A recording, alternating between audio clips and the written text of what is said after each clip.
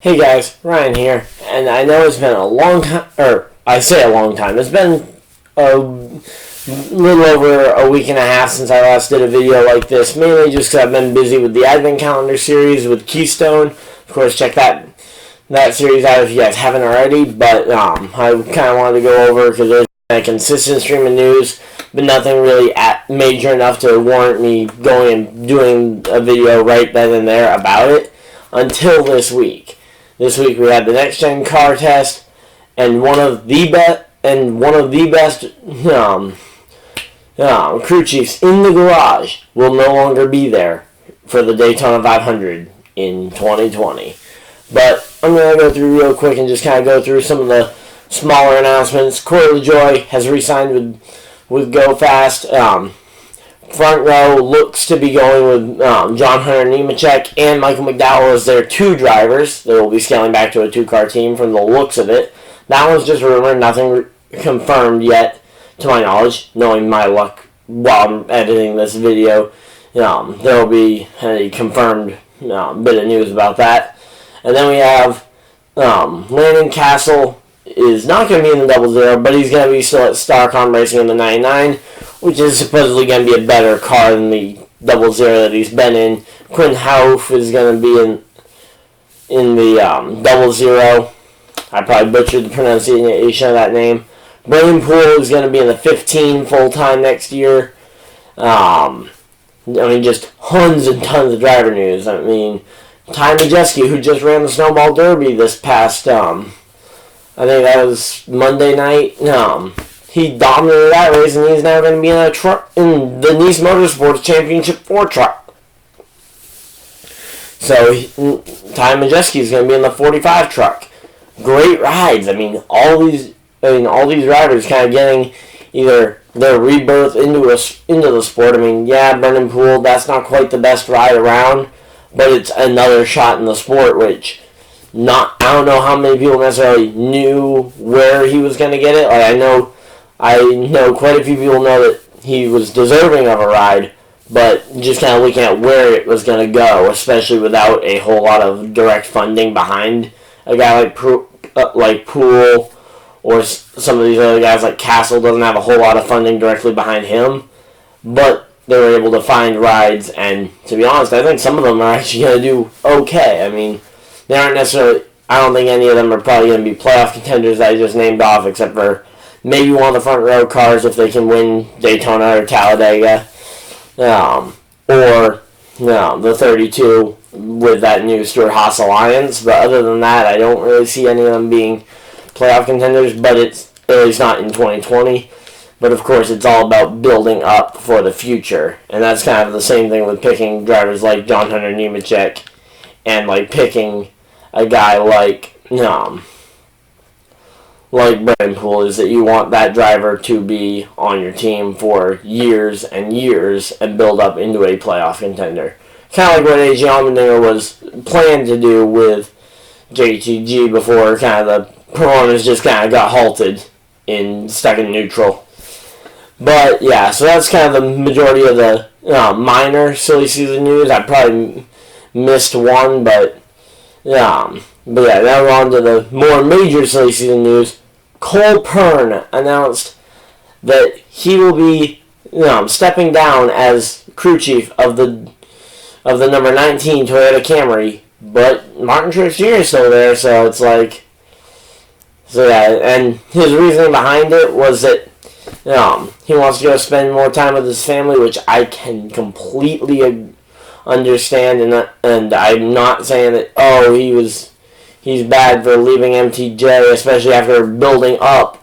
Now, of course, I would love to see him still in the sport, even if it was on.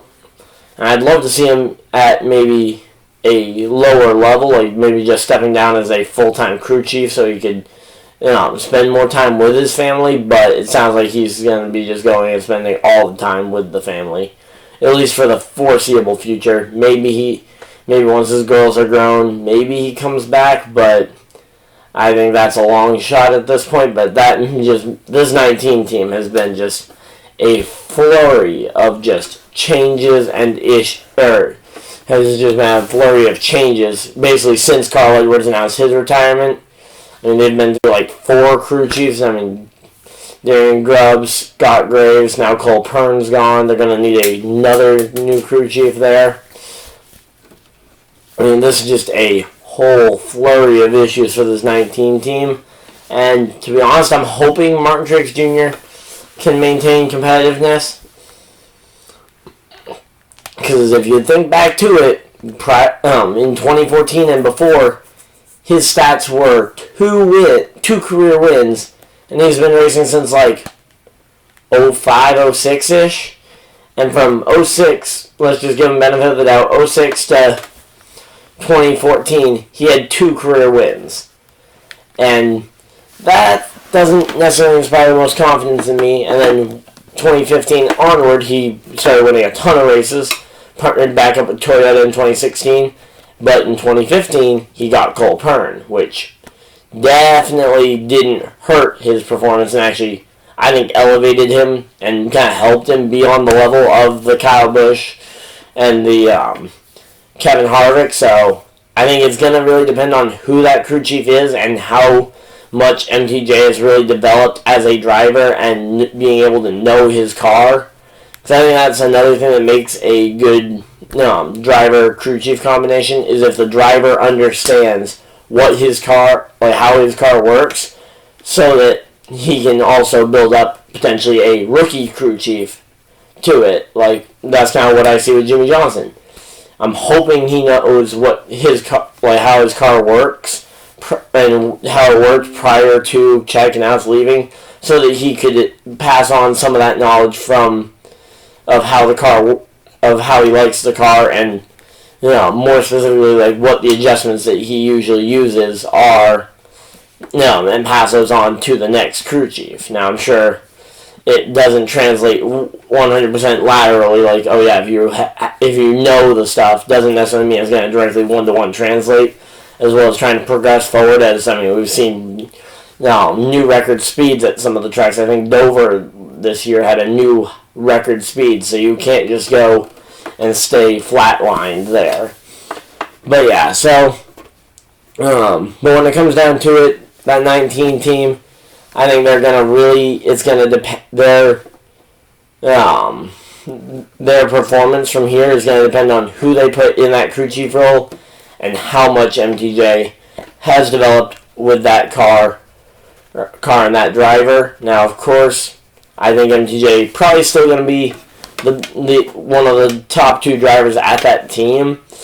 I just think that this is probably going to be that thing that kind of sets Kyle Busch back on top of the Joe Gibbs heap, as opposed to it being Martin Truex Jr., who was, I think, all year long the best driver in the series, and the best race team in the series was that 19. But yeah, so that was, but yeah, once again, though, I don't fault Cole Pearn. I mean, he's doing what is best for him, and I wish him a ton of success in retirement or whatever he does for a job back when he gets back to Canada, as he is a Canadian. So, and from what it sounds like, that's where he's going to be moving to. But yeah, so that's all I really had about the Martin Truex Jr. thing. But also the last 2 days. Of course, I'm recording this on Wednesday, same day it's going to come out. But the last 2 days, there has been a test going on with that next-gen car and Joey Logano.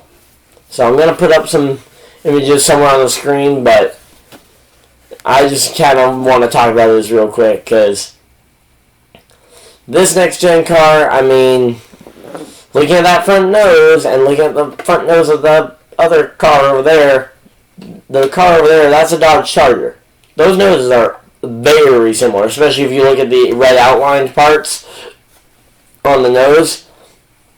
So I'm wondering, could this potentially be hinting at a Dodge coming back? I mean, there is no denying that that is a Dodge front nose. I don't know why they have a Dodge front nose on there.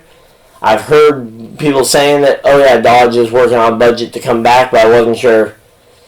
Until I saw this, I really didn't think that that was much of an actual thing compared to just kind of a lot of people wish listing, like, oh yeah, I want Dodge back in the sport because American car manufacturers, get Toyota out of here, get don't let Honda in, and it's like, okay, yep, you're just wish listing. But now that I see a Dodge front nose on that car, Dodge coming back, that could be interesting, especially considering a Dodge nose on a Team Penske driver car. I know that the car was actually built by RCR, but it was run by Team Penske's Joey Logano. And let's just say that it was really a lot more media exposure to this test as opposed to the test at Richmond a month or two ago. So we definitely saw more media exposure to this car.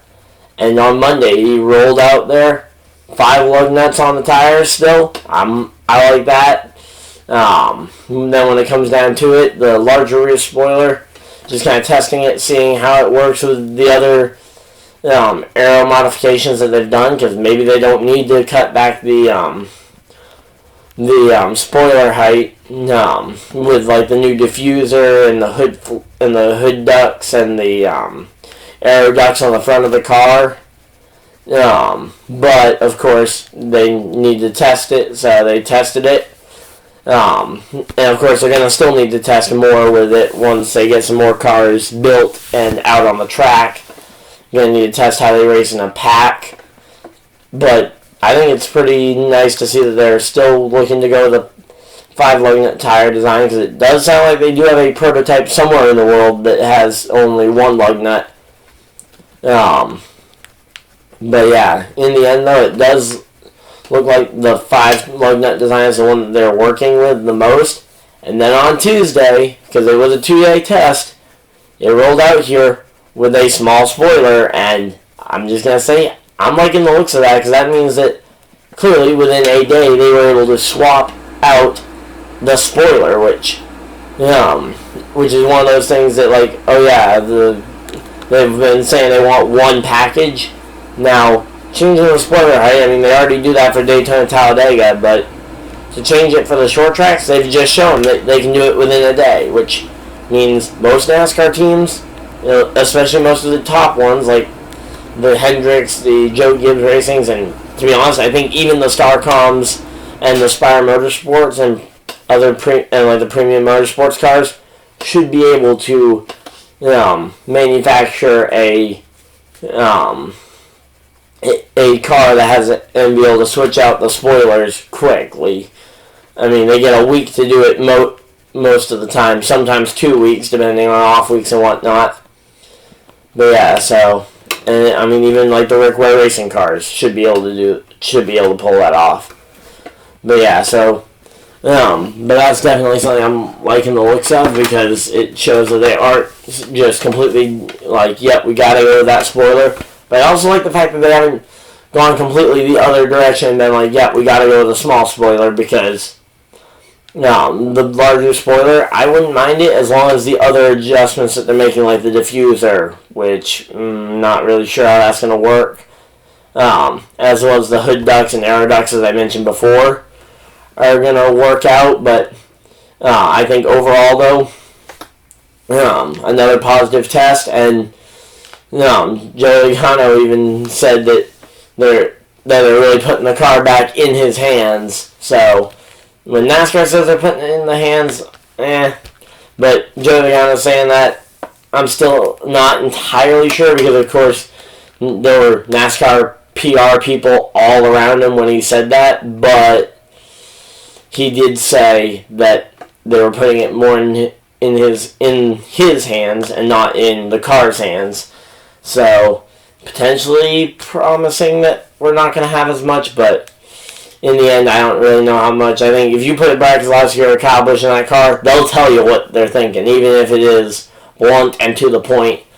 And maybe you don't want to make that a full pressed media one, but like maybe do something like what they did with Austin Dillon and have the really locked down test, and so they can control what of Kyle Busch and Brad Keselowski's messages that come out, especially Kyle Busch, because we've known him to be a bit harsh when criticizing packages, but he tells it how it is. Same with Brad Keselowski.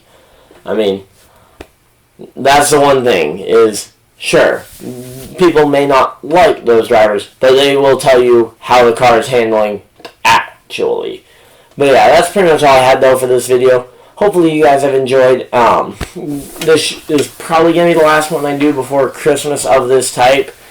Unless there's another bombshell announcement like say Adam Stevens retires or something. But I don't anticipate making another episode of this until Christmas. So hopefully you guys have a Merry Christmas. Remember to check out my Advent Calendar series that I'm doing with Keystone Guy.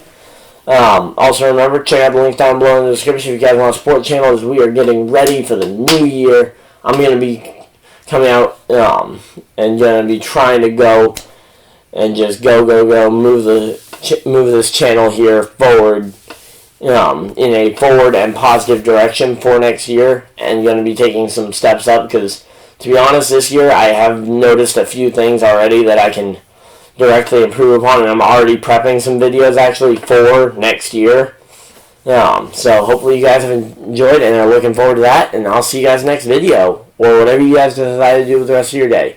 Have a great day. Bye!